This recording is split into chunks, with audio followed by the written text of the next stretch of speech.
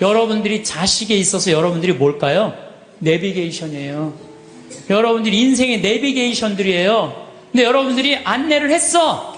안내를 했는데 전혀 엉뚱한 데다 안내를 해놨어. 그래갖고 애가 인생 끝에 갔는데 인생의 참 의미를 모르고 허탈하는 경우가. 그럴 때 어떻게 할 거예요, 여러분들? 정말 과연 내가 내 자식한테 인생의 내비게이션 역할을 잘하고 있는가? 내비게이션, 우리나라는 왜 5.18 민주, 광주 민주 학생운동이 왜 일어났는지 얘기해주는 부모가 얼마나 돼요? 예? 군인들이 그냥 나라를 뭐 구테타를 일으켜서 하려고 그러니까 그거 들고 일어나는데 와 500명의 그 꽃다운 아이들이 다 죽은 얘기해줘야죠. 왜 우리나라는 남북으로 갈라져서 전쟁을 해요? 예? 같은 민족끼리 서로 왜 남북으로 갈라졌어요? 해방을 했는데 북은 소련이 갖고 가고 남은 미국이 갖고 갔잖아요. 왜? 해방을 우리 자체적으로 못했잖아요. 독립 우리 자체적으로 한 게 아니잖아요. 원자폭탄 터뜨렸고 손들고 소련이 진격하고 미국이 갖고 가는 판 나는 거예요. 이 나라를 우리가 지키지 못한 거예요. 하다못해 1868년 이 일본은 천황을 중심으로 해갖고 나라를 통일을 해갖고 항공모함 비행기 만들 동안 우리 뭐 했어요? 사색당파 나눠줘갖고 이걸 왕으로 세울 거냐 저를 왕으로 세울 거냐 이러고 싸우다가 나라 뺏길 때 총 한 번 못 쏴보고 나라 뺏긴 거 참 치욕의 역사를 갖고 있는 거예요. 그러니까 우리 정신 차려야 된다 이런 얘기 해야 안 해요? 하나도 안 해요. 밑도 끝도 없이 공부해라는 밑도 끝도 없이 왜 공부해라는 게 우리가 북이 우리나라 뺏기면 종교도 자유도 다 없어진다. 이 나라는 우리가 지켜야 된다. 이런 얘기 해줘야죠. 우리 부모들이 오로지 공부하라고 그래. 공부하라는 얘기만 들은 애가 이제 대학교 법대를 갔어. 아빠, 나 공부해야 되는데 나 군대 가면 나 공부 못하잖아. 아빠 지금 좋은 자리에 있으니까 나 군인 좀 빼줘. 그래? 너 공부해야 돼? 그럼 내 자리 빼줄게. 그래갖고 그냥 빼줬어. 자리 손 써갖고. 그래갖고 얘도 잘 나가고 근데 아버지가 너무 잘 나가. 그래갖고 너무 잘 나가고 어느 날 장관 청면에 딱 앉아있었는데 국회의원이 당신 애들 왜 군대 안 갔냐 그러니까 왜 군대 안 갔지? 공부하냐고 내가 빼줬는데. 그래갖고 그냥 공부한다고 그냥 아버지 그냥 장관 자리에서 끌어낸 자식들이 얼마나 많아요. 그렇지 않아요? 얘가 역사의식이 있고 부모가 역사의식이 있었으면 내 나라는 네 나라는 누가 지켜야 된다? 네가 지켜야 된다. 그럼 얘가 아버지 나 군대 갔다 올게요. 이 나라 내가 지켜야죠. 내가 앞으로 이 나라의 지도자가 될 건데 내가 지켜. 이 소리 할 거 아니에요. 부모가 그런 얘기 해야 안 해요? 하나도 안 해요. 오로지 공부해라는 얘기만 오로지. 너 하나 잘 되려면 공부해라. 내가 작년에 그 이제 갈릴레아까지 다 갔어요. 그랬더니 네게부 사막 체험을 또 데리고 가더라고요. 근데 거기 가보니까요, 고등학교 3학년 유대인 천재애들이 30명 정도 온 거예요. 근데 얘네들이요, 의대, 공군사관학교, 법대 합격한 애들이에요. 저녁에 모닥불을 피면서 내가 얘기를 했어요. 야, 니네들 우리나라는 남자만 군대를 2년 간다. 근데 니네들은 고등학교 졸업하자마자 저기만 남자 3년, 여자 3년. 얘네들은 고등학교 졸업하자마자 다 군대 가요. 3년씩. 그래서 이스라엘에 가보면요, 군인 애들이요, 거의 청소년 애들이에요. 고등학교 졸업하자마자 가갖고. 그래서 내가 니네들 진짜 군대 가는 거 원하느냐? 볼런티어 하는 거냐? 그랬더니 의대 합격한 애가 눈이 반짝거리면서 뭐래느냐? 우리는 6억 명의 이슬람 속에서 둘러싸여 산다. 근데 우리 600만 명이 살아남으려면 내 나라는 누가 지켜야 된다? 내가 지켜야 된다. 얘네들은 분명한 거예요. 분명한 거예요. 근데 우리나라는요, 그런 역사의식, 민족의식, 주변 상황, 그런 거 이제 하나도 얘기 안 해줘요. 오로지 공부해. 성당 너 공부하려면 성당 내가 6년 동안 너 관면해줄게. 성당도 안 나가고 공부만 하는 거. 역사도 모르고. 이게요, 결코 건강하게 키우는 게 아니에요. 난 일본은요, 나는 망한다고 생각해요. 왜? 일본은 천황이에요, 천황. 자기네들이 무슨 동굴에서 일장기 뻥 태양의 아들이라고 무슨 개불태양의 무슨 태양의 아들이에요. 태양의 아들이 그래요. 이 아시아 전쟁 일으켰을 때 2200만 명이 죽었어요. 그럼 반성해야 될 거 아니에요. 근데 얘네들은요, 기준점이 없어요. 그냥 자기네들만 잘 먹고 잘 살면 되는 거야. 그러니까 얼마 전에 스위스 제네바에서 자기네들 인권국가라고 그러니까 다른 민족 다 웃었잖아요. 전 대표가 다 웃었어요. 그러니까 그 대사가 shut up. 어디 그런 그러니까 난 일본은요, 저건 언제든지 망한다고 분명히 난 믿어요. 예. 저 나라는요, 지금 이 지구 역사에서 다른 민족과 화해하지 못하잖아요. 그러면은요, 그 나라는 떨어지게 돼 있어요. 반드시. 근데 저거 우리 용서도 청하지 않고 독일은요, 끝까지 남아있는 마지막 한 사람까지 다 보상하겠다는 거 아니에요. 그 독일하고 일본하고 여러분 어떻게, 왜? 이게 국가적인 양심의 반성을 안 하는 거예요. 그리고 무슨 위안부가 아니죠. 성노예죠. 자기네들이 강제로 끌려가고. 네, 그리고도 반성은 안 해요. 정말로 창피한 나라예요, 저 나라. 근데 저 일본은요, 정말 지독해요. 자기네들이 저렇게 하자면 살자면 저 지독한 놈들이야. 근데 난 저런 식으로 앞으로 세계에선 절대 인류 국가 못 되는 나라예요. 저 일본은 하류예요. 아무리 자기네들이 기술이 좋아도 하류예요, 하류. 북한은 어때요, 북한? 김일성이 아버지 아니야, 아버지. 근데 김일성이 정말 높은 가르침을 줬어요? 지금 북한 주민들 굶어 죽어요. 우리 집에 탈북자 한 분 지금 근무를 하고 계세요. 생선을 못 먹어요. 먹어봤어야지. 고기를 못 먹어. 고기를 먹어. 심지어 계란도 못 먹어. 먹어본 적이 없는데. 하느님을 빼버리고는요, 절대 나라가 건강할 수가 없어요. 저 나라는, 아니, 저게 말이 돼요? 저 북한, 여러분들 북한 지금 말이 된다고 생각하세요? 국민들은 다 굶어 죽는데, 아, 참, 답답한 노릇이에요. 예. 여기 오신, 사실은 여러분들, 이 평창까지 오신 여러분들은 내가 보기에는 적어도 가슴에 여권 있는 분들이에요. 여권 있어요, 없어요? 여권 있는 분들이에요.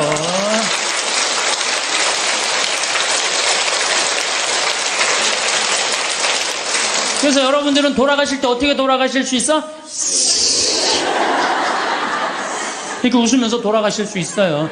제발. 아니, 이게 농담이 아니고 여러분들 이 생각, 나는 죽을 때 싹 웃으면서 죽을 거야. 마음속으로 생각하세요. 이 세상 원도 한도 없이 열심히 살고 하느님 뜻 따라 살다가 죽을 때 난 이제 무슨 비행기 타고 가는 거야? 여러분들 비행기 다 통과하고 비행기 딱 타면 기분 좋아요, 안 좋아요? 좋죠? 싹 웃을 수 있듯이 우리가 이 세상 열심히 살다가 마지막 날 돌아가실 때 가슴에 여건이 있으면 웃으면서 돌아가실 수 있어요. 지금 5월 20일부터 지금 6월 달까지 계속 30도가 넘어요. 이거 사실은 심각한 거예요. 보통 심각한 게 아니에요. 제가 1999년에 수원교구 주보에다가 지구 멸망 2016년이라고 썼었어요. 1999년. 그러니까 지금으로부터 14년 전이죠. 그때 난리가 났어요. 우리 수원교구, 지금은 80만이지만 그때는 70만이에요. 70만 사람들이 특히 초등학교 3학년 애들이 있는 그대로 믿는 애들이에요. 그러더니 엄마 2016년에 멸망하면 어떻게 하느냐고. 나 그때 장가 갈 나이인데. 이거 신부님 이거 진짜냐고. 그래갖고 내가 항의 전화 정말로 많이 받았어요. 근데 여러분들 14년이 지난 지금 이산화탄소가 400ppm이에요. 400ppm. 이산화탄소 400ppm이라는 건 뭐냐면은 인간이 살기 가장 적합한 이산화탄소는 250ppm이에요.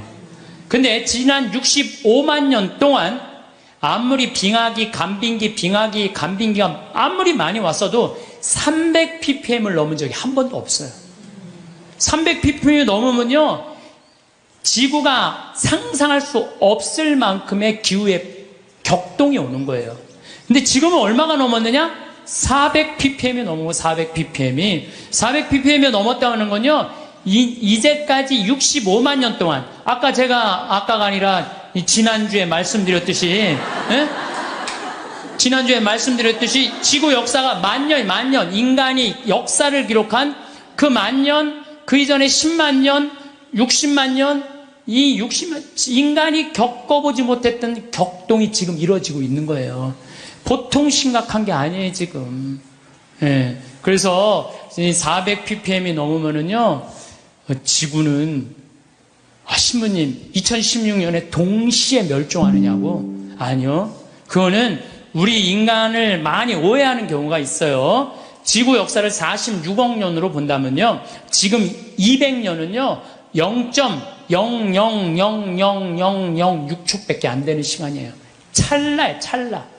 우리는 100년이 굉장히 긴 것 같지만 지구 입장에서는요, 순식간에 지금 벌어지는 일이에요. 지구 입장에서 우리가 뭐 100년 살다가 죽으면 그냥 그걸 끝나는 거잖아요. 근데 지구 입장에서 보면 이거는 정말 완전히 거의 끝에 와 있는 거예요.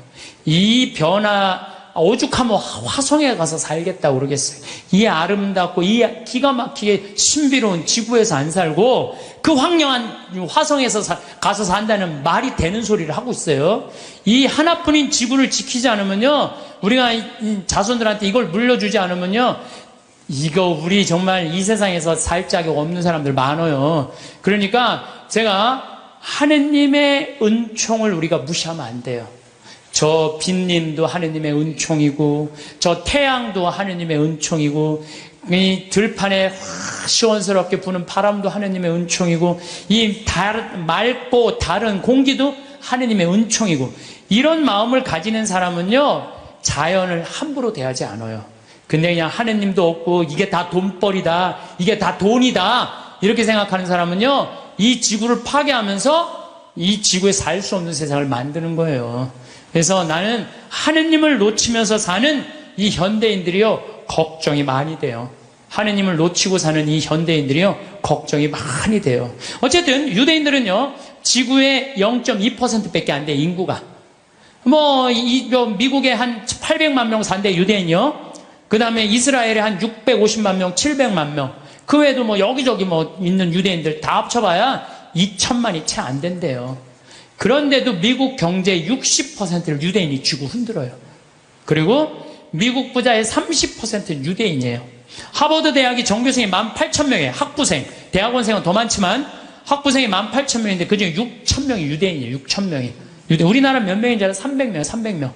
근데 그 중에서도 300명 중에 반 이상이 졸업을 못 한대요. 과정을 못 따라가갖고. 근데 걔네들은요, 이 하버드 대학의 법대 50%는 유대인이래요, 유대인. 그러니까 그냥 유대인들은 노벨상 179명이 탔는데 딱 경제학상, 물리학상, 화학상 이런 거예요. 우리는 그냥 딱 한 분 탔는데 그것도 평화상. 평화상. 얘네들은 다 머리로 타는 애들이에요, 머리로. 그럼 유대인이 똑똑해서 그렇게 하버드, 미 8개 그 아이비리그 대학이라고 그러잖아요. 브라운 대학, 컬럼비아 대학, 하버드 대학, 예일 대학, 이런 대학, 요즘 MIT, 스탠포드 몇 개 또 해갖고 하지만은 그 미 8개 대학의 20%는 유대인이래요. 그러니까 똑똑한 애들은 다 유대인. 그럼 걔네들이 IQ가 좋으냐? 걔네들은요, IQ가 평균 95밖에 안 돼요. 우리나라는 106인데. 그러니까 유대인이 전 세계에서 IQ로는 26위밖에 안 돼요. 근데 왜 얘네들이 이렇게 똑똑하고 공부를 잘할까? 이건 부모의 종교교육에 있는 거예요. 종교교육. 유대인들은요, 3살만 되면요, 토라, 모세오경 읽어줘요. 그 다음에 탈무드 얘기해줘요. 끊임없이 얘기를 해주는 거예요. 얘기. 솔로몬 얘기, 다윈 얘기, 그 다음에 머리 긴 누구의 그거, 힘센 삼손 얘기, 그 다음에 이삭 얘기, 아브라함 얘기, 야곱 얘기, 요셉 얘기, 모세 얘기. 얘네들은 끊임없이 부모한테 얘기를 듣는 거예요. 얘기를. 탈무드도 얼마나 부모한테 지혜로운 얘기를 많이 들어요. 배 타고 가는데 사람들이 자기 재물 막 자랑하니까 랍비가 나는 그런 거 하나도 안 부럽다. 당신 아무것도 없는데 뭐가 부러우냐? 난 머릿속에 재물이 있다. 그 무슨 머릿속에 재물이 있냐? 그러니까 배가 풍랑에 맞아있는데 그냥 다 버리지 않으면은 배가 가라앉게 생겼으니까 재물은 다 버렸다. 재물은 다 버렸는데 그 랍비는 아무것도 안 버려도 항구에 도착하니까 머리에 지식을 가지고 선생이 돼갖고 먹고 산다. 진정한 재물은 뭐다? 지혜다, 지혜. 이런 걸 계속 얘기해 주는 거예요, 유대인들은. 우리나라 사람들은 뭐라 그래요? 공부해. 너 잠 좀 그만 자고 공부해. 너 텔레비전 그만 보고 공부해. 너 게임 좀 그만하고 공부해. 너 나중에 고생 안 하면 공부해. 20년 동안 대한민국 엄마들은요, 공부하라는 얘기만 해요. 밑도 끝도 없이 공부하라고만 해요. 애들이 엄마한테 듣는 건 지혜 얘기 하나도 안 들어. 오로지 공부해. 이 얘기만 듣는 거예요. 걔들은요, 10마디 정도 알아듣는다고 그래요. 걔들은. 내가 키우는 걔들, 일어나, 기다려, 손, 엎드려, 먹어, 가. 이 정도 알아들어요, 걔들. 내가 우리 방에서 키우는 걔, 나라고 한 번도 내가 얘하고 대화를 해본 적, 너 박근혜 대통령에 대해서 너 어떻게 생각하냐? 한 번도 내가 얘기해 본 적 없어요. 얜 개니까 말귀를 못 알아듣잖아요. 말귀를 못 말 안 하는 거예요. 근데 여러분들 자녀들한테요, 마치 개한테 하는 엄마들 많아요. 일어나, 밥 먹어, 학교 가, 시험은, 숙제는, 공부해, 고생하기 싫으면 공부해. 나중에 다 알아. 공부해. 20년 동안 공부하라는 얘기만 해요. 그러니까 애들이 제일 지겨운 게 공부하라는 얘기 듣는 거예요. 엄마가 유대인들은요, 왜 자기네들이 히틀러한테 600만 명이 홀로코스트 학살을 당했는지, 왜 2000년 동안 떠돌아 다녀야 되는지, 왜 자기네들 이집트로 끌려가야 되는지, 어떻게 이집트에서 탈출했는지, 40년 동안 왜 광야를 떠돌아 다녔는지 다 얘기해줘요. 역사에 대해서. 애들이 역사를 다 아는 거예요. 신앙이라는 건요, 아무것도 아닌 것 같아도 신앙이 얼마나 중요한 건데. 그러니까 유대인, 아인슈타인, 에디슨, 프로이드, 스티븐 스틸버거 다 유대인이에요. 근데 얘네들 다 자라면서 한 얘기가 다 부모예요.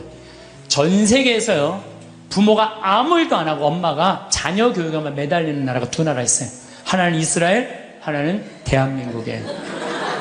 두 나라가 있대요. 근데 이스라엘은 왜 그렇게 아이들이 승승장구하고, 우리나라는 그 미국의 최고 좋은 대학만 가면요 10%가 졸업을 못한대요. 10%도 졸업을 못한대요. 그 왜냐면 아이들이에요, 대화가 없어서요. 신앙도 없고. 신앙이라는 게 아무것도 아닌 것 같지만요, 정말 중요한 게 신앙이에요. 저는 한번 부산에서 이제 어디 강의를 가게 됐어요. 정말 너무너무 이제 차가 막혀갖고 이제 아주 정말로 그야말로 그냥 속이 바짝바짝 탔어요. 내비게이션이 가르쳐 주는데 불안하더라고. 내비게이션이 이렇게 가는데 분명히 성당이면 시내 한가운데일 텐데 이상한 대로 계속 가는 거예요. 이게 맞는가 계속 가는데 도착했습니다 딱 그랬는데 벌판인 거예요. 강의는 5분 남겨놨는데 미치겠더라고요. 그래서 내비게이션을 내가 두들겨 펴려고 그랬어요. 이놈의 새끼 이거 제대로 안 가르쳐 줬다고. 여러분들이 자식에 있어서 여러분들이 뭘까요? 내비게이션이에요. 여러분들이 인생의 내비게이션들이에요. 근데 여러분들이 안내를 했어. 안내를 했는데 전혀 엉뚱한 데다 안내를 해놨어. 그래갖고 애가 인생 끝에 갔는데 인생의 참 의미를 모르고 허탈하는 경우가. 그럴 때 어떻게 할 거예요, 여러분들? 정말 과연 내가 내 자식한테 인생의 내비게이션 역할을 잘하고 있는가? 내비게이션 최고의 좋은 내비게이션 역할은 뭐예요? 신앙생활이에요. 이정표 확인하듯이. 그래서 하느님 확 붙잡고 살아야 되는데 너 공부하려니까 너 끊어. 그래갖고 거미가 나뭇가지 타고 나는 거 줄 끊듯이 그냥 신앙을 딱 끊어버리는 거예요. 성당도 마찬가지예요. 여러분들 자녀들이 왜 성당 나가기 싫어하는 줄 알아요? 여러분들이 자녀들한테 뭐라고 그래? 성당가, 성당가, 성당가, 성당가, 성당가. 그 얘기만 해요. 왜 성당 가야 되는지 얘기해 주는 거 없잖아요. 아브라함 얘기를 묵상을 해서 얘기를 해준다든가, 솔로몬 얘기를 해준다든가, 우리 김대건 신부님 얘기를 해준다든가, 최영업 신부님 얘기를 해준다든지, 아니면 프란치스코 성인의 삶을 얘기해 준다든지, 우리 비오 성인 이탈리아 로톤도에 오상 받은 신부님 얘기를 해준다든가, 파티마 성모님, 루르드 성모님, 과달루페 성모님, 이번 르완다 성모님 발현했다고 그래. 1982년에 르완다 성, 그런 얘기 하나도 안 해줘요. 오로지 성당가, 성당가, 성당가, 성당가 그 얘기만 하는 거예요. 근데 애들이 두 가지를 하기 싫은 거예요. 성당 가고 공부하는 거. 이거 두 가지가 싫은 거야. 네. 두 가지를 안 하는 거예요. 이유를 얘기해 줘야 될 거 아니야. 왜 성당 가야 되는지, 왜 공부해야 되는지. 이유를 안 해주면 무조건 그냥 성당 가, 공부해, 이 이야기.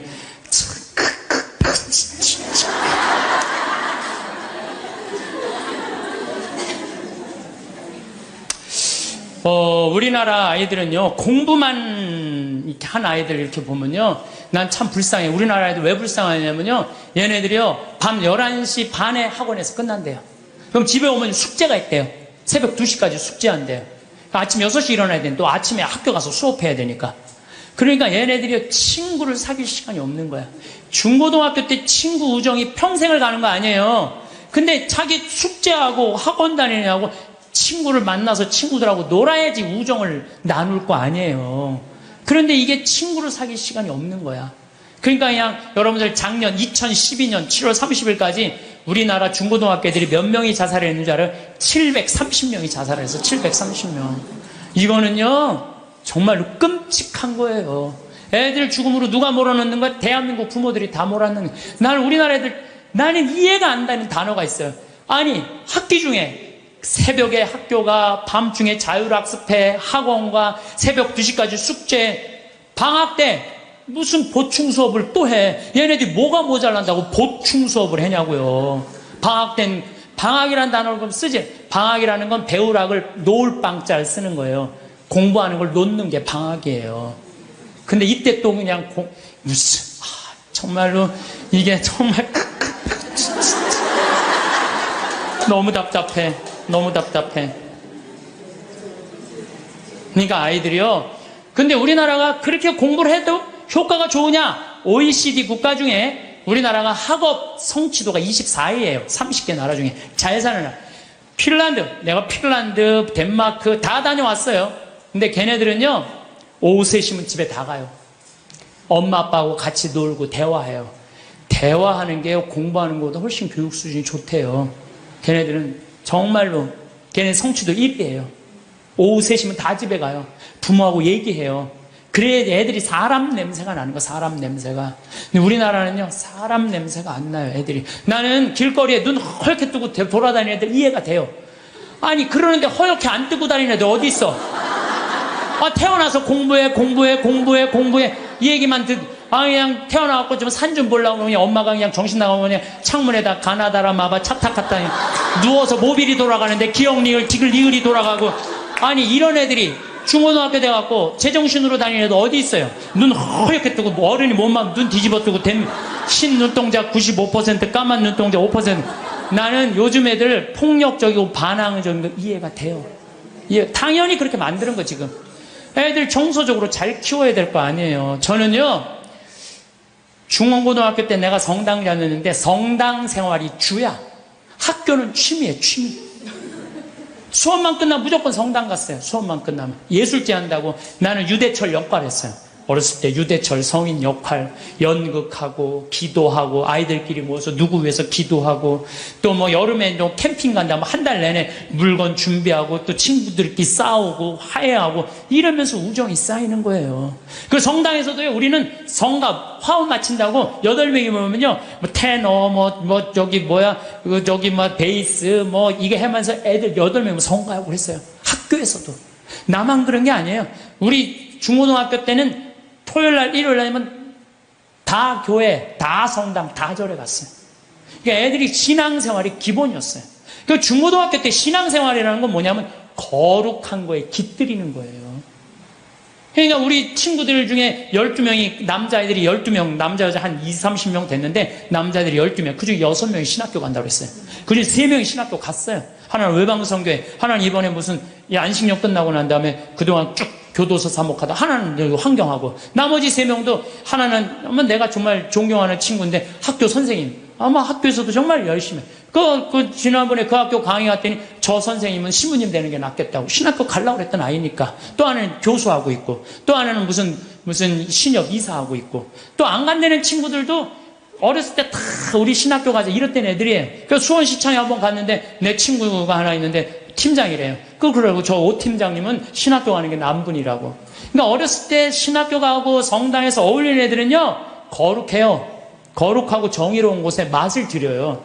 여러분들 신문지에다가 생선을 싸면요, 비린내가 나요. 신문지에다가 향을 싸면요, 향이 나게 돼 있어요. 애들한테 공부해 이것만 하면요, 애는요 자기만 알게 돼 있어요. 경쟁만 할 줄 아는, 서로 친구끼리 화목하게 협동하고 이러는 게 없어요. 지금 애들은 그냥 나만 공부하면 되는 거야. 그러니까 얼마나 세상이 각박하냐 이거예요. 그러니까 난 우리 중고등학교 때 성당 다니는 애들, 교회 다니는 애들, 절 다니는 애들, 정말 열심히 한 애들이 학교에서도 공부도 다 잘했어요. 보면은. 근데 그게 어느 순간인가 자율학습 학원에 다 뺏겨버린 거야. 그러면요, 공부는 잘할지 모르지만 나라는 안 건강해요. 왜? 중고등학교 때 신앙을 통해서 거룩한 가르침을 들은 애들은요, 저는 불교 가르침이든 천주교 가르침이든 개신교 가르침이든 종교라는 건 최고로 높은 가르침이에요. 그 가르침을 듣고 자라는 애들은 달라요. 달라도 뭐가 달라요. 근데 그냥 아무것도 지금 애들이 성당 가서 성서를 제대로 들어요. 자기네들이 토론을 해요. 아무것도 안 하잖아요. 그러니까 그냥 서로 왕따 시키고 그냥 정말 우리가 깜짝깜짝 놀랄 일들이 뉴스만 보면 나오잖아요. 그게 왜 그래요? 신앙생활을 안 가르치기 때문에, 거룩한 생활을 안 가르치기 때문에 그래요. 그래서 여러분들 하느님을 놓친다는 건요, 이게 아무것도 아닌 것 같아. 다 놓치는 거야. 나라도 마찬가지야. 나라도.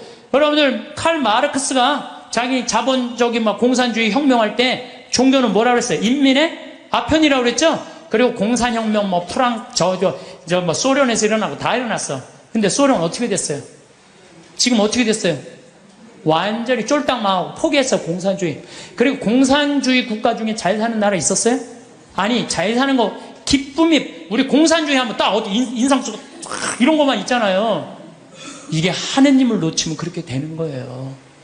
우리가 종교라는 게 이 인간이 살아가는데 절대적인 중심인 거예요. 그래서 여러분들, 우리가요, 하느님을 꽉 붙잡고 살 때 양심의 소리를 들을 수 있는 거예요. 양심의 소리를 들을 수 있고, 인간이 잘못하다가도 하느님이, 예수님이 이건 아니다, 성서에 다 나와 있잖아요, 이건 아니다, 그러면 그래, 우리가 이렇게 잘못했지. 독일 사람들이 그래서 반성하고 자기네들 회개하고 그러는 거 아니에요. 근데 일본은 누가 반성 회개 기준이 없어. 기준이 그냥 저렇게 나가고 있는 거예요. 예, 나는 일본은 반드시 망한다고 난 믿어요. 예, 반드시 망할 거예요. 예, 저 나라는.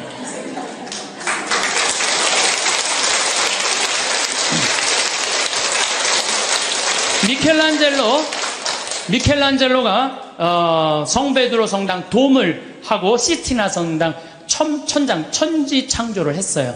근데 교황님이 미켈란젤로를 불러서 너 받고 싶은 돈 액수를 다 대라. 그랬더니 미켈란젤로가 뭐라고 그러냐면은, 교황성하시여, 내가 재능을 하느님으로 받아서 하느님께 다시 돌려드리는데 무슨 보상금이 필요합니까? 나는 이거 하늘나라 들어가는 입장 봉헌하겠다고. 하늘나라 들어가면 입장료로 봉헌하겠다고 그래요. 근데 여러분들, 베드로 성당 돔이 얼마나인 줄 알아요? 신라 호텔이 들어가요. 그 돔 이렇게 보면요. 내가 그래서 또 이번에 베드로 성당 가서 재봤어요. 신라 호텔이 진짜 들어가나? 근데 이 라인에 보니까요, 신라 호텔 들어가고 남을 정도로 크더라고요. 베드로 성당이 얼마나 크냐면은 잠실 운동장 2배 많은 거예요. 크기가. 이 야구 때리면 140m 끝에 가잖아요. 베드로 성당 이 잎에서 저 끝이 178m예요. 베드로 성당 잠실. 그 어마어마한 걸 지면서 미켈란젤로 한 푼도 안 받아요. 내가 하나님으로부터 받은 재능을 하나님께 돌려드리는데 무슨 내가 보상금을 받느냐고. 예, 이거 하나님 꽉 붙잡고 3분. 그 다음에 스페인의 성가정 성당 가우디. 이 가우디는 지금 가경자예요. 복자 바로 밑에. 이분은 장가도 안 갔어요. 이 성당 하나님 집 짓는다고요? 옷도 아닙니다. 그냥 집 짓다가 너무 피곤하면 그 성당 앞에 공원이 있어요. 공원에 누워있으면 그 상거지, 그런 거지가, 그 천재가. 그래서 사람들이 이렇게 불쌍하다고 돈 주면요, 깨보면 막 동전이 이렇게 쌓여있으면 이거 신축금 한다고 우리가 갖다 공사하는 사람들한테 주고. 오로지 하느님의 일만을 하다가 간 분이죠.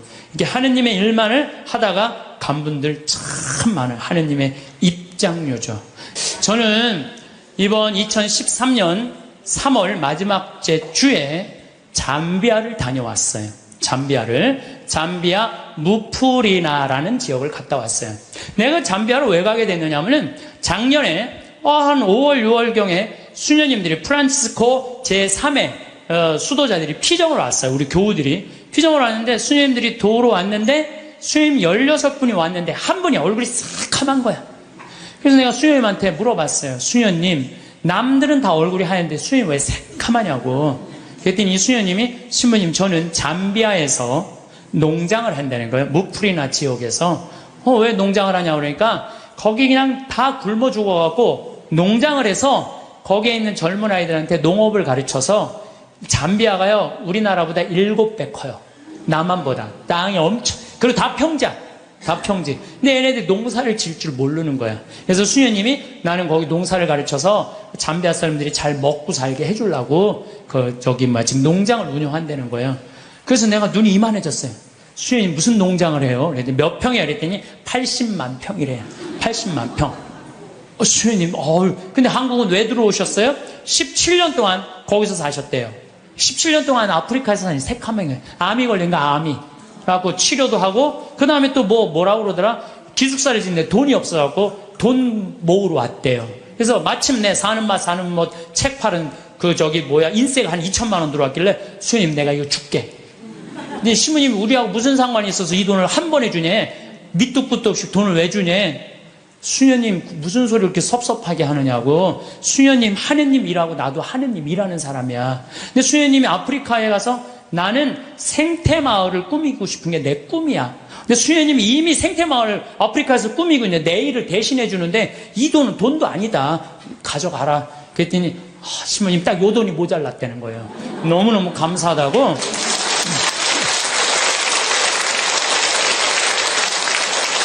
그래서 내가 수녀님한테 이거는 세 발의 피다. 이건 시작이다. 수녀님 앞으로 필요한 거 다 얘기해라. 내가 다 도와주겠다.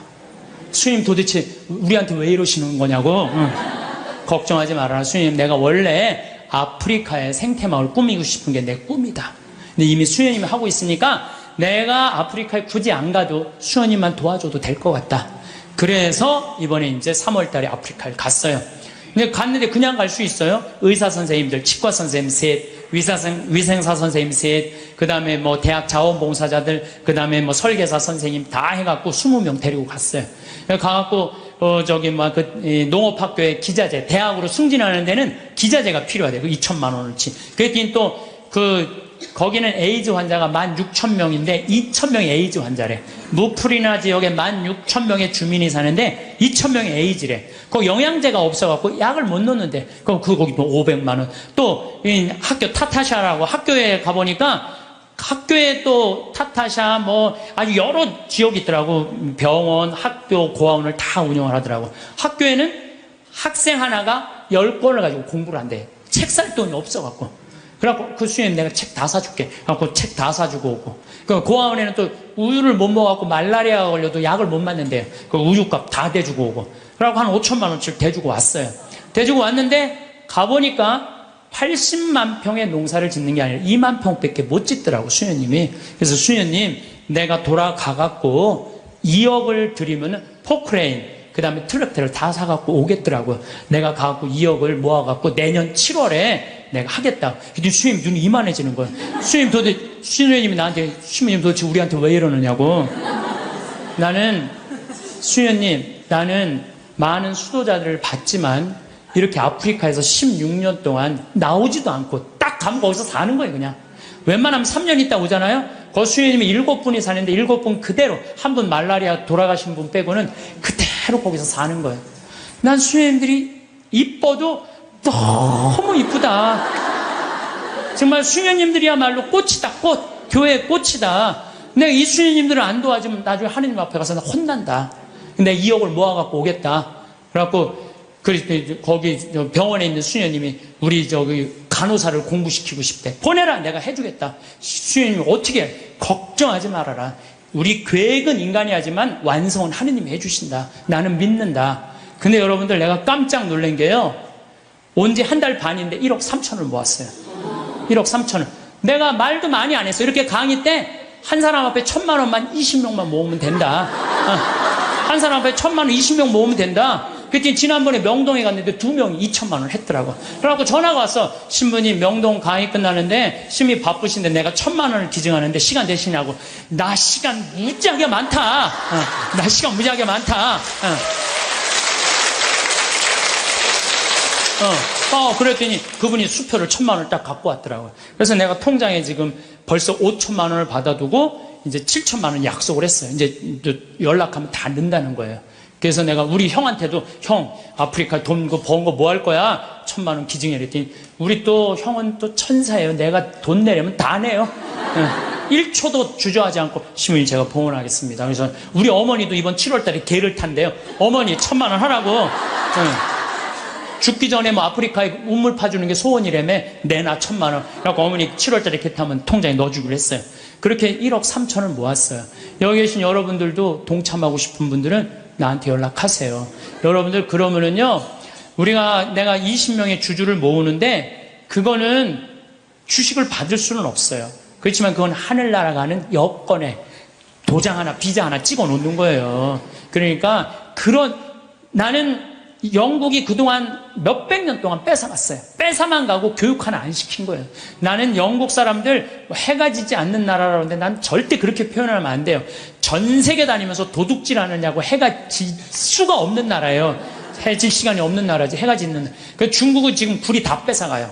근데 저는 어떤 생각을 갖고 있느냐 하면은 우리나라는 그러면 안 돼요. 우리나라는 이제까지 다른 나라 침략한 적 한 번도 없어요. 우리끼리 여기까지 올라온 거예요. 그럼 우리나라가 세계 최일의 인류 국가가 되려면 어떻게 해? 이제는 우리가 원조 받는 나라에서 원조 해주는 나라가 됐잖아요. 원조를 해줘도 멋있게 해주자는 거예요. 그래서 내가 그 80만 평에 그림까지 그 지역 주민들 큰 산 집까지 그림을 다 그려놨어요.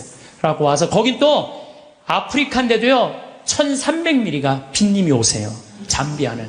그래갖고 물도 많아요. 자본이 없는 거지. 개발만 하면요 우리가 아프리카 가난하고 굶주리는 나라라고 생각하잖아요. 그렇지 않아요. 아프리카는요 정말 잘만 꾸며놓으면요 정말 살기 좋은 나라예요. 원시지구 그대로 보존된 참 좋은 지역에. 그리고 내가 이번에 그 의사 선생님들 모시고 왔는데 의사 선생님들이 그러는 거예요. 자기는 이렇게 의술을 배워도 보람을 못 느꼈대요. 왜냐하면 의사 선생님들이 스트레스 무지하게 받거든요. 뭐 치과 돈 많이 버느라 스트레스 굉장히 많이 받아요. 근데 자기네들이 여기 와서 의술을 하니까 자기들이 이렇게 힘든 공부에 대한 보람을 느낀다는 거예요. 너무 좋다는 거예요. 또 호주에서 이광현이라는 선생님이 왔는데 키가 1m 한 78 정도, 얼굴도 잘생기고 키도 크고. 근데 작년에 내가 멜버른에 강의를 갔는데 난 이런 꿈이 있다. 근데 한 젊은이가 와서 신부님 동참하겠습니다. 그걸 명함을 줬어요. 난 그거 잊어먹었죠. 근데 이 친구가요 계속 우리 인터넷에서 검색을 한 거야. 그리고 내가 그걸 딱 보고 멜버른에서 한국으로 날라온 거야. 같이 갔어요. 근데 이 아프리카 사람들은 이 이가요 뿌리가 우리는 얕은 얘네들 굉장히 깊어요. 이가 이만해. 진짜 거짓말 조금 못해서 이만해. 그러니까 이걸 빼려니까 여선생님들은 그걸 못 빼는 거야. 근데 얘는 그냥 힘이 좋으니까 그걸 다 빼는 거야. 썩은 거를. 이야. 근데 이 친구가 그러는 거예요. 자기가 후배 의사 선생님들한테 자기가 너무 행복했다고 그 한 10일 동안 자기는 정말로 공부한 보람을 느낀다. 그랬더니 3명이 또 지원을 했대. 또 수원에 이제 남자 의사 선생님 또 지원을 했어. 그래서 내가 의사 선생님들 지금 뽑는 게 의사 선생님들, 트랙터 기사, 포크레인 기사, 그 다음에 태양광, 전기 기술자 다 뽑아요. 다 뽑아갖고 내년 7월 달에 싹 모시고 가갖고 싹 해주고 오는 거야. 그래서 싹 꾸며놓으면은 아프리카는요 7월, 8월 달이 제일 좋아요. 7월, 8월이 아주 시원해요. 시원한 게 어느 정도로 시원하냐면은 이런 옷 입고 가면 얼어 죽어요. 진짜로. 우리가 몰라. 그러니까 다녀요, 제발. 여기서 와! 하고 깜짝깜짝 놀라지 말고. 제발. 그 아프리카 내년에 여기서 가실 분들 자원하세요. 내년에 한 달 갈 거든. 7월 15일부터 8월 15일. 그러면은요, 돈도 많이 안 들어. 230만 원이면 돼. 비행기 뭐 3번 다 갈아타고 가면 돼요. 26시간 걸려서 가는 거예요. 비행기 타고. 괜찮아요. 저는 작년에 하느님한테 정말 감사드리는 거는 수술하고 난 다음에 비행기 타면 암 환자들은 안 돼요.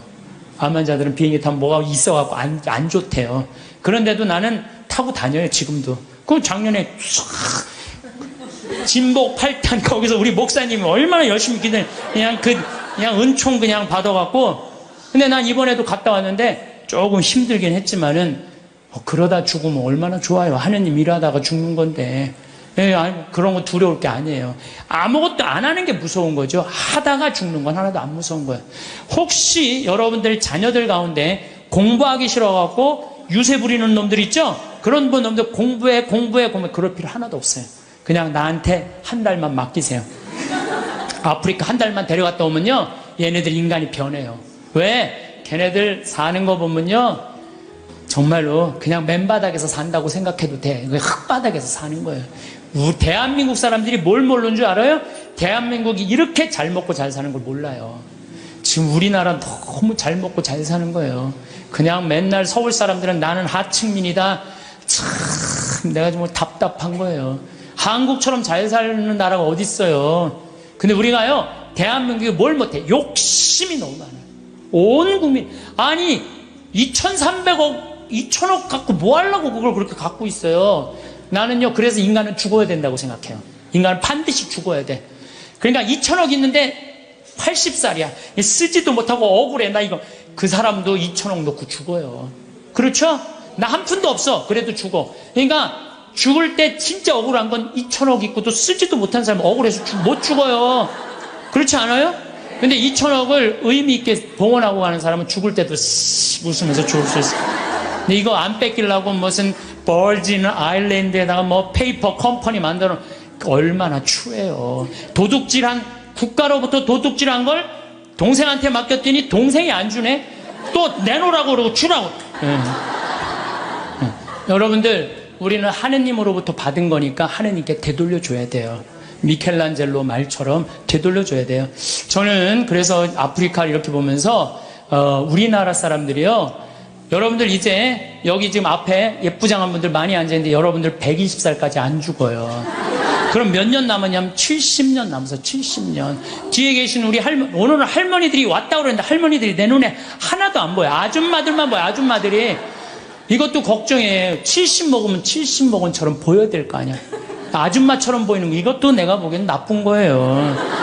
왜 늙어도 늙은 흉내를 안 내. 다 젊어. 근데 젊은 채로 그냥 집에서 있으면 재미없어요. 이미 독일 사람들, 미국 사람들은요, 50, 60 되면요, 아프리카에서 2년, 3년 살다가 가요. 봉사활동하고. 그러면서 자기의 삶이 풍요로워지는 거예요. 여러분들 여기 있어서 1년에 2천만 원, 3천만 원 쓰나 아프리카 가갖고 2천만 원 정말로 풍요롭게 쓸 수 있어요. 그래서 하느님을 꽉 잡고 하느님 속에서 살아야 된다는 거예요. 제 얘기는 하느님 속에서 살아요. 그러니까 대한민국 사람들이 뭘 모르느냐, 이렇게 잘 사는 걸 모르고 일본하고 중국이 그렇게 강대국인 걸 대한민국 사람들이 몰라요. 그것도 걱정이에요. 왜냐하면요, 우리나라는요 정말로 아슬아슬한 지정학적 위치 속에서 살고 있어요. 그러니까 우리나라 국민들이요 항상 역사의식을 갖고 있어야 돼요. 자녀들한테 우리가 역사에 어떤 고통을 겪었고 지금도 어떤 상황이 있는지 누구 입에서 나와야 돼? 부모 입에서 나와야 돼요. 그러니까 여러분들이 항상 깨어서 기도하고 깨어서 살아야 된다는 얘기죠. 저는 지금 우리 대한민국 국민들이 돈 버는데 너무 눈이 빨개져 있는 것 같아요. 번 돈을 가지고 얼마나 가치 있고 이 사회에 소외되어 있는 사람들이 없도록 하는 노력이 더 필요한 거. 이제는 우리는 이제 출세 안 해도 돼요. 돈 많이 안 벌어도 돼요. 이제 먹고 살 만큼 다 살아요. 제가 이제까지 환경 문제 때문에 뭐 또 아프리카 자원봉사 다닌다고 다녀보면은요, 우리나라는 잘 먹고 잘 사는 거예요. 이거를 의미 있게 쓸 줄을 모르는 거지, 출세도 이 정도면 하면 됐어요. 예, 그러니까 여러분들 오늘 이후부터 누구를 꽉 붙잡고 사느냐? 하느님을 꽉 붙잡고. 우리는 삶의 질을 높여야 돼. 삶의 질의 기본은 뭐냐? 신앙이에요, 신앙. 언제나 양심의 소리를 귀 기울일 수 있도록 이끌어주는 신앙생활을 해야지 우리 나라도 건강하고 우리 사회도 건강하고 우리 가정도 건강해요. 하느님 꽉 붙잡고 사십시오. 제가 다시 한번 말씀드리지만은 우리가 마지막 날 하늘나라 여행 떠날 때 베드로 성인이 여권 내놔라. 나 여권이 없는데요. 여권이 도대체 어떻게 마련하는 거예요? 여권 어떻게 마련해요? 마태복음 25장에 뭐라 그랬어요? 내가 굶주릴 때, 헐벗었을 때, 감옥에 갇혔을 때, 목말랐을 때 나한테 찾아와주고 옷 입혀주고 물 먹여주고, 그게 바로 나에게 해준 것이다. 오른편에 있는 사람, 너희들 하늘나라에서 준비한 상을 받아라. 그러죠? 왼편에 있는 사람들한테 너희들은 저쪽으로 가라. 영원히 꺼지지 않는 불 속으로 가라. 우리가 당신 언제 그렇게 천대했다고 그러냐고. 내 이웃 중에 가난하고 굶주리고 감옥에 갇히고 헐벗어 사는 사람 돌보지 않는 게 곧 누구한테 돌보지 않는 거다? 나를 돌보지, 예수님이 나를 돌보지 않은 거다. 하늘나라 여권 준비하는 거 어려운 거 아니에요. 여러분들 어려운 이웃한테, 특히 아프리카, 잠비아, 물론 우리 이제 내년에는 제가 페루도 가고 브라질도 가고 많이 갈 계획을 다 갖고 있어요. 그럴 때 내가 못 가더라도 어떻게? 동참이라도 해라. 동참이라도 해라. 예, 그게 하늘나라 여권 탁. 그래서 딱 비행기 탈 때, 저기 뭐 수속할 때 베드로 성인이 여권, 그럼 여기 있습니다. 딱 여권 어디 있지? 이거 내가 먹고 사느냐고 바쁘고 여권 준비 못했네요. 그럼 넌 저리 어두운 데로 가라. 땅을 치고 통곡해도 아무 소용 없다는 거예요. 적어도 여기 오신 여러분들은 내가 보기엔 돌아가실 때 어떻게 돌아가실 수 있어? 정말로 여러분들 돌아가실 때 나는 이제 누구 만나러 간다? 예수님 만나러 간다. 하느님 만나러 간다. 내 여행은 환상적일 것이다. 그런 마음으로 여러분들 사시면 이 세상에서도 즐겁고 저 세상에도 즐거울 거예요. 그래서 여러분들 돌아가실 때 웃으면서 돌아가시기를 바라겠습니다. 성공한 사람들을 보면 크게 두 부류로 나뉘는 걸 알 수 있습니다. 하나는 자신이 성공했다고 여기저기 떠벌리고 다니는 사람들, 그리고 또 하나는 조용히 아무 말 없이 자기 삶을 사는 사람들입니다. 우리는 흔히 성공을 하면 자연스럽게 자랑하고 싶어질 거라고 생각하죠. 좋은 차를 사고 비싼 시계를 차고 SNS에 멋진 사진을 올리고 싶을 겁니다. 왜냐하면 그렇게 하면 남들이 나를 더 인정해 줄 거라고 믿으니까요. 하지만 현실은 그렇지 않습니다. 오히려 진짜 성공한 사람들은 그렇게 행동하지 않습니다. 왜냐하면 보여줄 필요가 없기 때문입니다. 돈이 많다고 높은 자리에 있다고 유명하다고 해서 굳이 그걸 드러낼 필요는 없습니다. 그걸 아는 사람들은 이미 알고 있고 모르는 사람들은 알 필요가 없죠. 그런데도 굳이나 성공했다고 떠드는 사람들이 있습니다. 그런 사람들은 왜 그럴까요? 간단합니다. 그 사람들은 사실 그렇게까지 성공한 게 아니기 때문입니다. 우리는 종종 SNS에서 성공한 사람들을 봅니다. 해외여행을 가고 고급 레스토랑에서 밥을 먹고 멋진 차를 타고 다니는 모습? 그런데 가만히 보면 그런 걸 보여주는 사람들은 언제나 뭔가를 팔고 있습니다. 강의를 팔든 자기 브랜드를 홍보하든 아니면 단순히 자기 자존감을 유지하려고 하든 간에 결국 목적이 있는 거죠. 진짜 부자들은 그렇게 하지 않습니다. 오히려 조용히 아무도 모르게 자기 일을 합니다. 왜냐하면 자랑해서 얻을 게 없기 때문입니다. 오히려 괜히 잘난 척했다가 사람들에게 이용당하거나 시기와 질투를 받거나 쓸데없는 오해를 사는 게 더 피곤합니다. 이건 단순한 돈 이야기가 아닙니다. 사회적인 성공을 이룬 사람들도 마찬가지입니다.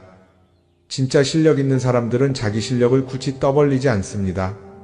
왜냐하면 그럴 필요가 없으니까요. 자기 분야에서 최고라면 사람들이 먼저 알아서 찾아옵니다. 반대로 실력이 부족한 사람일수록 자기를 포장하려고 애씁니다. 우리가 흔히 듣는 말이 있죠. 빈수레가 요란하다. 이 말이 괜히 있는 게 아닙니다. 정말 내실이 있는 사람들은 굳이 시끄럽게 굴지 않습니다. 반대로 겉만 번지르르한 사람들은 자기가 얼마나 대단한지 떠들고 다닙니다. 이걸 좀 더 현실적인 예로 들어볼까요? 동창회에 나가면 꼭 이런 사람이 있습니다. 옛날에는 별거 아니었는데 갑자기 잘 됐다고 나타나서 자기가 얼마나 성공했는지 자랑하는 사람. 처음에는 다들 와 대단하다 하고 들어주지만 시간이 지나면 어떨까요? 대부분 속으로 이렇게 생각할 겁니다. 저 사람 뭐 저렇게까지 티를 내? 결국 그런 사람은 점점 멀어지게 됩니다. 반면에 정말 성공한 사람들은 조용합니다. 굳이 자기가 어떻게 살고 있는지 설명하지 않죠. 그런 사람들은 오히려 주변에서 먼저 알아보고 자연스럽게 존경을 받습니다. 그게 진짜 성공입니다. 그럼 우리는 어떻게 해야 할까요? 내가 뭔가를 이루었을 때 굳이 남들에게 알릴 필요가 있을까요? 물론 가까운 사람들에게 좋은 소식을 전하는 건 좋습니다. 하지만 굳이 모든 사람들에게 나 이렇게 잘 살고 있어요 하고 알릴 필요는 없습니다. 그런 행동은 결국 나에게 득이 되지 않습니다. 성공이라는 건 원래 조용한 겁니다. 내가 잘 되고 있으면 주변 사람들이 자연스럽게 알게 됩니다. 굳이 내가 말하지 않아도 내 행동과 태도에서 묻어나오게 되어 있습니다. 그러니 굳이 보여주려고 애쓰지 마세요. 오히려 그게 더 진짜 성공한 사람의 태도입니다. 사람은 사회적 동물이라고 하잖아요. 혼자 살아갈 수 없고 결국 사람과의 관계 속에서 기쁨도 얻고 때로는 상처도 받습니다. 그런데 한 가지 생각해 볼 게 있어요. 우리가 정말 인간관계가 필요해서 맺고 있는 걸까요? 아니면 그냥 그래야 한다고 배워서 어쩔 수 없이 유지하고 있는 걸까요? 어릴 땐 친구 많으면 좋다고 하죠. 사회생활에서도 인맥이 중요하다는 말을 많이 합니다. 그런데 정작 주변을 보면요. 인간관계가 넓은 사람일수록 스트레스를 더 많이 받아요. 전화벨이 울릴 때마다 이번엔 또 무슨 부탁일까 싶고 단체 채팅방에서 메시지가 올 때마다 이걸 또 어떻게 대답해야 하나 고민하죠. 관계가 많아질수록 책임과 피로도 함께 늘어나는 겁니다. 어떤 사람들은 인간관계를 줄이면 외롭지 않겠냐고 해요. 그런데 가만히 생각해보면 진짜 외로움을 느끼는 순간이 언제인지 아세요? 오히려 불필요한 인간관계 속에 있을 때입니다. 같이 밥을 먹고 얘기를 나누는데도 뭔가 허전하고 대화가 컥 돌고 속마음을 나누지도 못할 때, 그럴 때 우리가 더 외롭다고 느끼죠. 그렇다고 당장 인간관계를 다 끊어버릴 순 없겠죠. 하지만 적어도 내가 정말 소중하게 여겨야 할 관계와 그냥 관성적으로 유지하는 관계는 구분할 필요가 있습니다.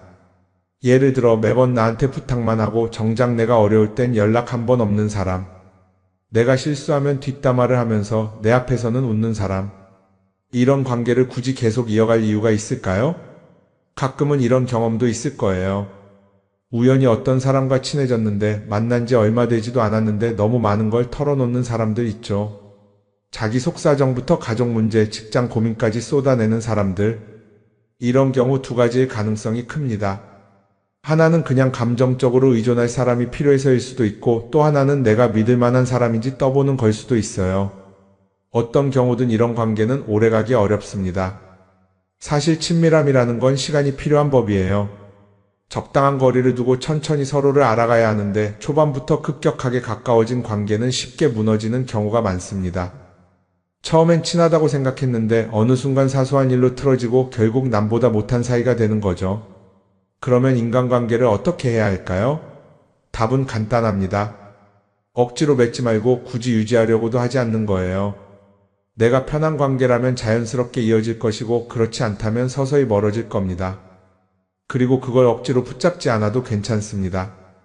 관계를 유지하는데 에너지를 쓰기보다는 정말 소중한 관계에 집중하는 게 더 낫지 않을까요?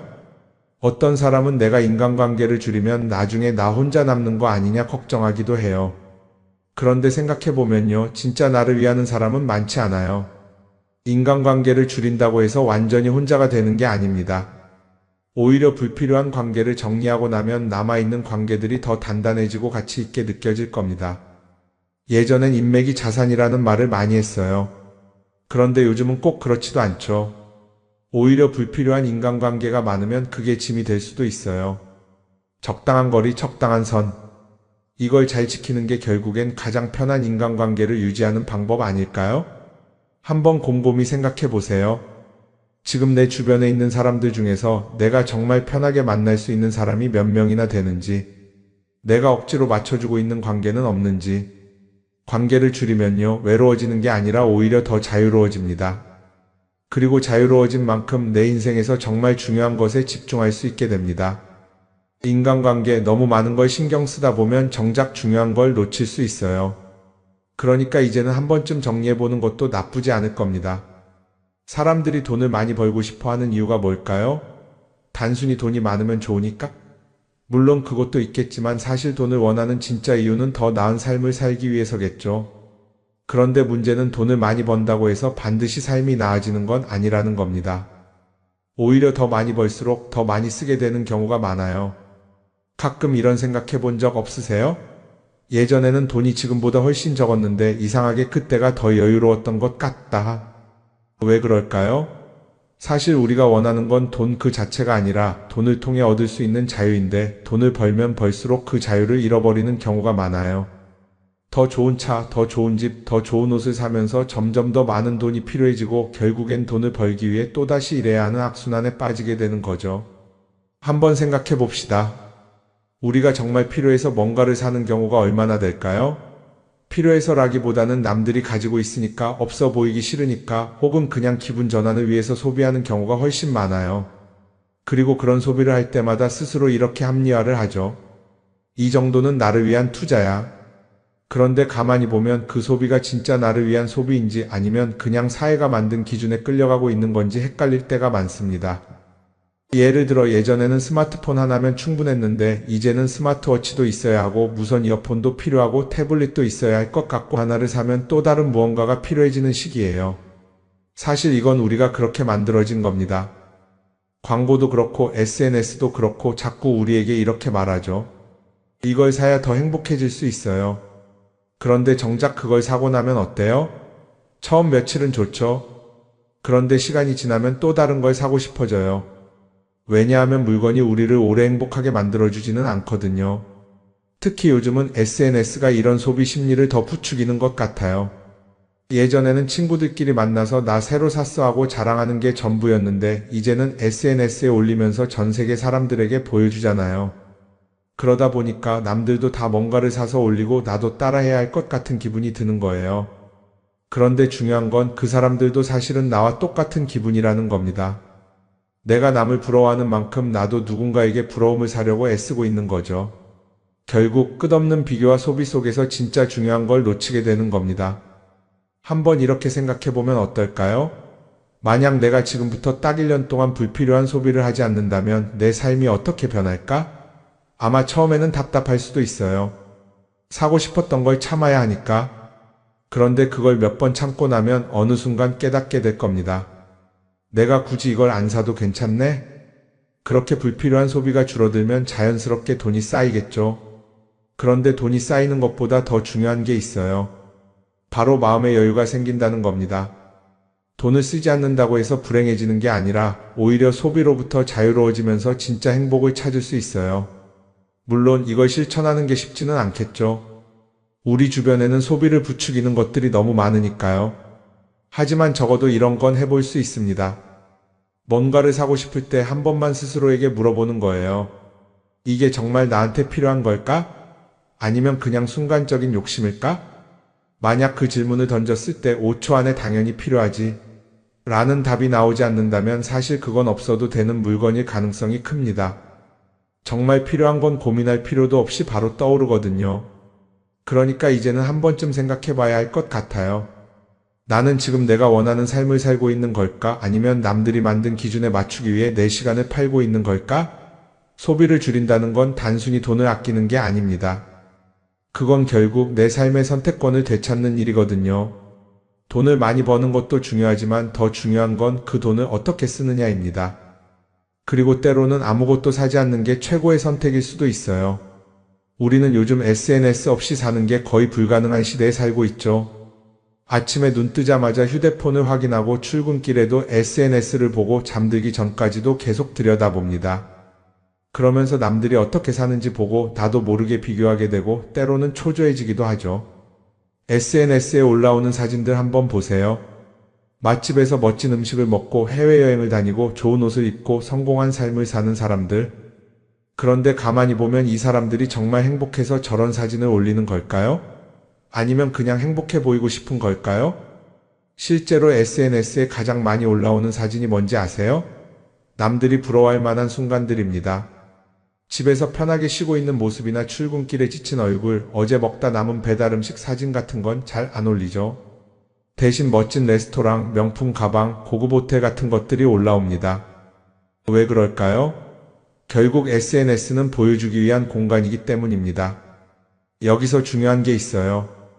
우리가 SNS에서 보는 건 그 사람의 삶 전체가 아니라 편집된 일부 장면이라는 겁니다. SNS는 마치 한 편의 다큐멘터리나 영화처럼 잘 꾸며진 장면들만 보여줍니다. 그런데도 우리는 그걸 보면서 아, 저 사람은 나보다 더 행복하구나 하고 착각하죠. 예를 들어 SNS에서 한 친구가 해외여행을 가서 아름다운 풍경을 찍어 올렸다고 해볼게요. 우리는 그걸 보면서 부럽다, 나도 저렇게 살고 싶다라고 생각하겠죠. 그런데 정작 그 친구는 사진을 찍고 나서도 일 때문에 스트레스를 받고 있을 수도 있고 여행 비용을 감당하느라 카드가 걱정을 하고 있을 수도 있습니다. 그 부분은 우리는 알 수가 없죠. 그런데 문제는 이렇게 남들과 비교하는 습관이 쌓이면 결국 내 삶이 초라하게 느껴진다는 겁니다. 원래는 그냥 조용히 살아도 괜찮았는데 SNS를 보고 나면 나만 뒤처지는 것 같고 뭔가를 더 해야 할 것 같고 괜히 불안해지죠. SNS는 기본적으로 사람들의 비교 심리를 자극합니다. 남들이 가진 걸 나도 갖고 싶게 만들고 남들이 하는 걸 나도 해야 할 것 같은 기분이 들게 만들죠. 그러다 보니 필요하지도 않은 걸 사게 되고 무리해서라도 화려한 곳에 가게 되고 남들에게 보여주기 위해 사는 삶을 살게 됩니다. 그럼 어떻게 해야 할까요? 사실 정답은 간단합니다. SNS에서 보이는 것들을 곧이곧대로 믿지 않는 것입니다. 그리고 더 중요한 건 남과 비교하는 걸 멈추는 것이에요. 어떤 사람이 비싼 차를 타고 다닌다고 해서 그 사람이 꼭 행복한 건 아닙니다. 좋은 차를 타고 다니지만 밤마다 사업 걱정에 잠 못 이루는 사람도 많아요. 반대로 대중교통을 이용하지만 마음 편하게 사는 사람도 있죠. 결국 행복은 보이는 것이 아니라 느끼는 것입니다. SNS를 덜 보면 덜 불행해진다는 연구 결과도 있어요. 하루 종일 남의 삶을 보면서 비교하는 시간을 줄이면 내 삶에 집중할 수 있는 시간이 많아지는 겁니다. SNS를 완전히 끊을 필요는 없지만 최소한 그 안에 있는 것들이 전부 진짜라고 생각하지 않는 태도는 필요합니다. 우리는 누구나 자신만의 속도로 살아가고 있어요. 남들은 남들대로 사는 거고 나는 나대로 살면 됩니다. SNS에서 남들의 화려한 모습을 볼 때마다 한 번쯤 이렇게 생각해 보세요. 이건 그 사람이 보여주고 싶은 삶일 뿐이다. 그러면 조금은 편해질 겁니다. 사람들은 다들 자기 인생을 살아간다고 생각하죠. 그런데 가만 보면 정말 자기 인생을 사는 사람이 얼마나 될까요?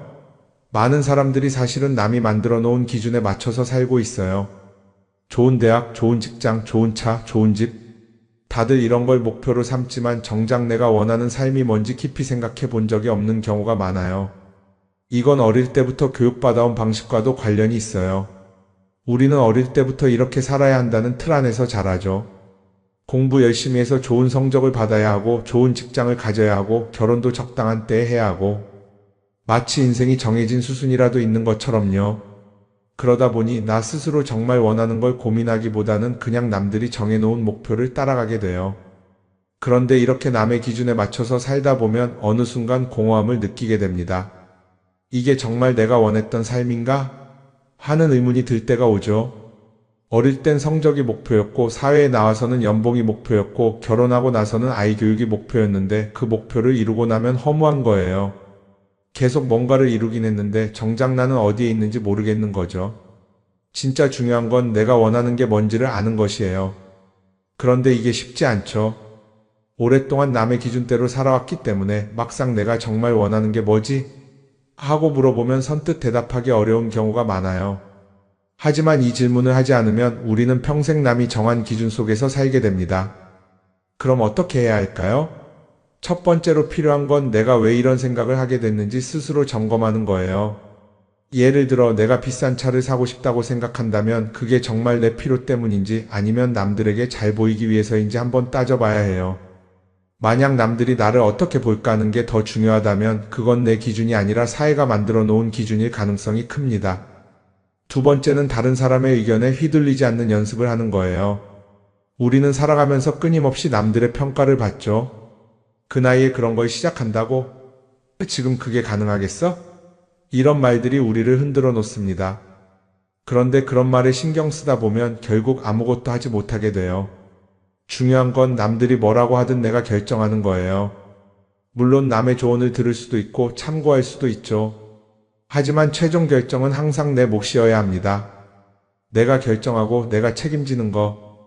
그렇게 해야 내 삶을 온전히 내 것으로 만들 수 있어요. 세 번째는 내가 한 선택에 책임지는 자세를 가지는 거예요. 많은 사람들이 무언가를 선택하고 나서도 후회하죠. 괜히 이걸 했나? 이 선택이 잘못된 건 아닐까?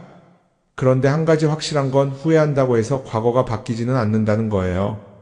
내가 한 선택이라면 그 선택이 틀렸다고 해도 받아들이고 그 안에서 최선을 다하는 게 더 중요해요. 이렇게 말하면 그럼 실수하면 어떡하죠? 라고 걱정하는 분들도 있을 거예요.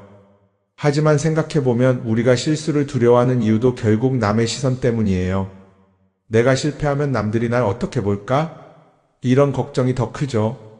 그런데 남들은 생각보다 우리한테 관심이 없어요. 우리가 성공하든 실패하든 남들은 자기 삶을 사느라 바빠요. 그러니까 내 인생의 주인은 결국 나 자신이라는 걸 명확히 할 필요가 있어요. 내 선택을 하고 그 선택에 책임지면서 남이 아니라 나에게 맞는 길을 찾는 것. 그게 진짜로 내 삶을 살아가는 방법이 아닐까요? 어쩌면 우리는 너무 오랫동안 이렇게 살아야 한다는 틀 속에 갇혀 있었는지도 모릅니다. 하지만 이제는 한 번쯤 생각해 봐야 합니다. 나는 진짜 내 삶을 살고 있는가? 그리고 만약 아니라면 지금부터라도 조금씩 바꿔보면 어떨까요?